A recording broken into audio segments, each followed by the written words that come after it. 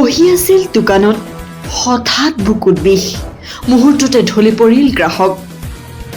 ঘটনাটো কোটা চহৰৰ ৰামপুৰ বজাৰৰ এখন জুৱেলাৰী দোকানৰ সদায় দৰে দোকানলৈ আহিছিল এজন গ্ৰাহক সকলো স্বাভাৱিকই চলি আছিল কিন্তু হঠাৎ গ্ৰাহকজনৰ বুকুত আৰম্ভ হ'ল তীব্ৰ বিষ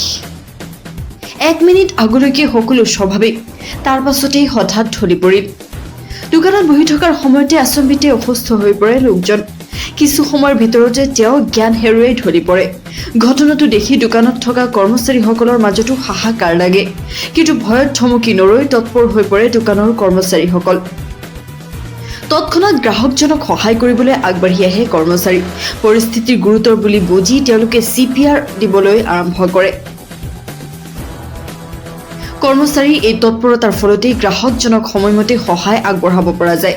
অৱশেষত তেওঁৰ অৱস্থা নিয়ন্ত্ৰণলৈ অহাৰ লগতে প্ৰাণ ৰক্ষা পৰে